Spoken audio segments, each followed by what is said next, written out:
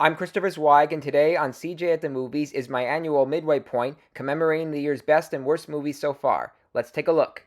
Okay, let's start off with the year's best so far. At number 10 is I Want You Back, the sweet and funny, but mostly sweet rom-com with Charlie Day and Jenny Slate as two broken-up characters who decide to find a way to get back with their spouses. Number 9, Scream, the fifth film to satirize sequels, remakes, and reboots, or as they call it here, a requel. Number 8, Jazz Fest, a New Orleans story, which I hope gets the same appeal as the Oscar-winning doc Summer of Soul, especially for the way it spreads its high spirits on cultures coming together for great music and delicious food, and so much more than that. Come, I look, I say, I can't believe this. It's like we've created our own world here.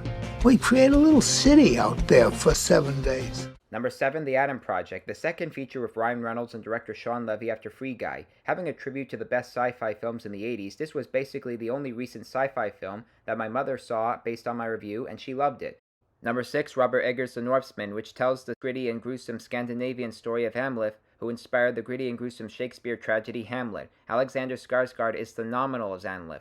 Number 5, The Batman, with Robert Pattinson putting the cape and mask on, Zoe Kravitz offering her own purse as Catwoman, and Paul Dano really asking questions as the Riddler. Oh, you're really not as smart as I thought you were. Number 4, X, the entertaining slasher film from writer-director Ty West, who is one of the many filmmakers to have the balls to tell a smart horror story unlike most commercial horror films, and you better believe I'm excited to see the prequel film Pearl. Number 3, Turning Red, the best animated film of the year so far, as Pixar presents its own mature and delightful ways of puberty by having the main heroine turn into a red panda instead of having her period. A big hit this was on Disney+. Number 2, and my friends are already loving it, is Top Gun Maverick, the long-awaited Tom Cruise sequel that still provides the style, the heart, and the value of the 1986 film. And so far, the best film of 2022 is Everything Everywhere All at Once from Daniels, two brilliant filmmakers who can't even explain the complications of this multiverse plot clearly. I love the humor that they snuck inside, I love the bizarre and weird fantasies, and I love the good message Daniels was trying to convey. I'm glad this is A24's most financially successful film to date. And now for the worst movies of the year so far. At number 10, Hotel Transylvania Transformania, an animated sequel which wouldn't make much of a difference if Adam Sandler reprised his voice role of Dracula. Number 9, The Ice Age Adventures of Buck Wild, an even bigger animated disaster than the last film I've mentioned. Number 8, Memory, the latest boring action film starring Liam Neeson. Number 7, Marry Me. I like Jennifer Lopez and Owen Wilson in the lead roles, but they act like they haven't seen Notting Hill or Roman Holiday. Hanging with you guys today, I don't know, it made me feel kinda normal. Come with me to the fall semi-formal. Are you asking me to the school dance? Well, I could leave a note in your locker.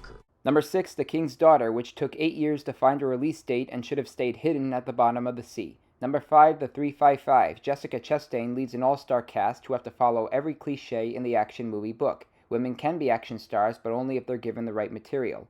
Number 4, Deep Water, with Ben Affleck and Ana de Armas. It's an erotic thriller filled with a number of irritating and stupid scenes that sink and drown. These fine talents are in deep shit. You're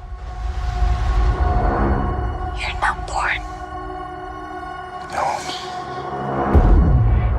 Number 3, Firestarter. I know 2 people who saw it the way the rest of us couldn't, and I envied them for that. It's just as dull as the 1984 version of the Stephen King story about a girl with fire powers. Number 2, Morbius, a Marvel film that has nothing special to offer. We were just going to see it whether we liked it or not. And the worst movie of the year so far is Moonfall, Roland Emmerich's latest disaster movie, which is so disastrous you'll want to moon it. Remember, it's not my final decision because December is when you'll find out what really wins and what really loses. Until then, I'm Christopher Zweig. Stay safe and I'll see you at the movies. For more amazing content, please like and subscribe to my channels. You can also read my reviews at cjatthemovies.com and download the new HD Radio app.